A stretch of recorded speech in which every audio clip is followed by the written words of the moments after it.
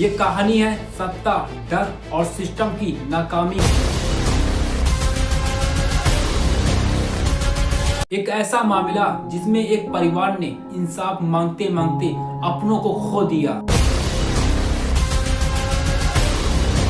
जहां एक विधायक पर लगे आरोप सालों साल दबाए गए,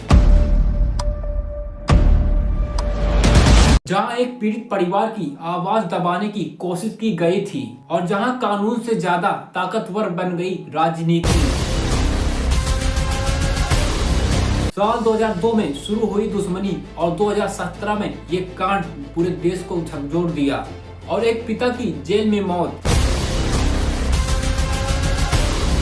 और एक पीड़ित लड़की का मुख्यमंत्री आवास पे खुदकुशी करने का प्रयास। पहले तो वो महिला जाके मुख्यमंत्री के घर के बाहर रही 24 घंटे। एक सेकेंड आत्मदाह की जब उसने वहाँ पर धमकी दी तब जाकर तो एफआईआर आपकी यूपी पुलिस ने किया। उसके बाद आखिर क्या है उन्नाव केस का पूरा मामला? अभी तक किसी भी न्यूज चैनल वाले ने इस पूरे मामले को नहीं बताया। आइए जानते हैं आज की स्पेशल वीडियो के अंदर। उन्नाव रेप केस में पूर्व बीजेपी विधायक कुलदीप सिंह सेंगर को Unnao rape case convict Kuldeep Singh Sengar wants to see Kuldeep Sanger in Unnao case की कहानी की शुरुआत होती है 2002 से। उन्नाव के एक गांव में 3 भाई रहते थे, पीड़ित लड़की के पिता, ताऊ और चाचा जी। और इन तीनों लोगों को उस इलाके में दबंग के रूप में माना जाता था। घर पास होने की वजह से उन तीनों लोगों की कुलदीप सिंह सेंगर से अच्छी पहचान हुआ करती थी। कुलदीप सिंह का परिवार प्रधानी चुनाव और विधायक के चुनाव में पूरे रूप से सक्रिय रहता था। अब समय आता है 2002 में, जब कुलदीप सिंह सेंगर पहली बार विधानसभा चुनाव लड़ रहे थे। तो उस समय पीड़ित परिवार के तीनों लोग कुलदीप सिंह सेंगर की पूरी तरह से मदद की और उसी वक्त दोनों परिवार एक दूसरे की जरूरत थी। गाँव में एक कहावत की जाती है, कुछ पैसा आने की वजह से उनके चेहरों पे घमंड का निशान आ गया। उसी वजह से जब कुलदीप सिंह सेंगर पहली बार विधायक बनता तो उस समय तीनों भाइयों लोगों से इख्तिलाफ कर लेता है कि उन तीनों भाइयों से दूरियां बना लेता है। तीनों लोगों से दूरियां बनाने का रीजन ये था, जो पीड़ित लड़की थी उसके चाचा चुनाव लड़ने का तैयारी कर रहे थे, ग्राम प्रधानी चुनाव का। लेकिन विधायक कुलदीप सिंह सेंगर का कहना था कि प्रधानी चुनाव मेरे ही घर में रहेगा और उनके चाचा को मुकदमा की हवालत देकर उन्हें बैठा देता है और अपनी मां चुन्नी देवी को ग्राम प्रधान चुनाव में उम्मीदवार बना देता है। और इस गाँव में तीसरा भी परिवार था, वकील महेंद्र सिंह का। प्रधानी का चुनाव लेकर कुलदीप सिंह सेंगर और महेंद्र सिंह वकील के बीच कुछ ज्यादा दुश्मनी थी।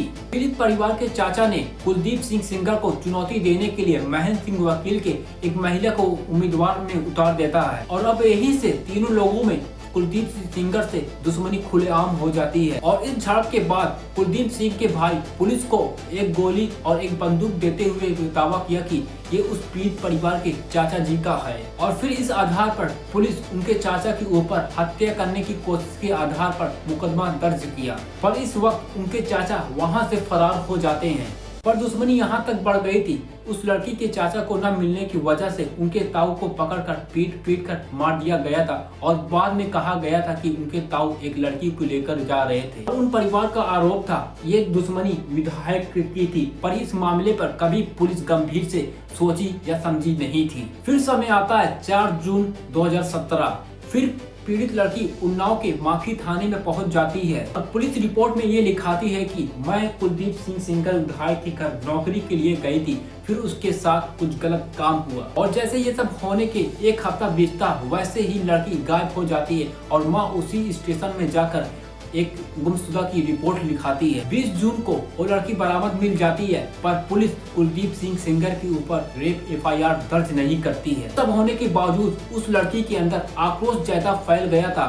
2018 को वो लड़की मुख्यमंत्री आवास पर पहुंचती है और खुद को खुदकुशी करने का प्रयास करती है। तभी ये मामला पूरे तरह से इस पूरे देश में सुर्खियां बटोर लिया था और जब दबाव बढ़ा कुछ पुलिस कर्मियों को निलंबित कर दिया गया और अतुल सिंह यानी कि कुलदीप सिंह के भाई को भी गिरफ्तार कर दिया गया था। और अब ये केस सीबीआई जांच करने लगती है और जब सीबीआई जांच करती है विधायक कुलदीप सिंह सेंगर को रेप केस में अंदर कर लेती है ये जमानत देकर उम्र कैद की। लेकिन अब सबसे बड़ा क्वेश्चन उठता है, उस विधायक को उम्र कैद की सजा हो गई, फिर क्यों एक बार से उस मामला को उठाया गया? अब सबसे बड़ा क्वेश्चन यहाँ पे उठता है। लेकिन 23 दिसंबर 2025 को उस विधायक की जमानत हो जाती है। कोर्ट ये कहती है कि विधायक कई सालों तक वो सजा को काट चुका है, पर हाई कोर्ट ने जमानत के आदेश पर रोक लगा दी है। आज पीड़ित परिवार का कुछ राहत जरूर मिली है, फिर भी आज भी असुरक्षा जरूर महसूस होगी। आप पीड़ित परिवार के बारे में, लोगों के बारे में क्या कहना चाहते हैं कमेंट सेक्शन में जरूर बताएं और इस वीडियो को ज्यादा से ज्यादा शेयर करें ताकि लोगों को सच्चाई पता चल जाए।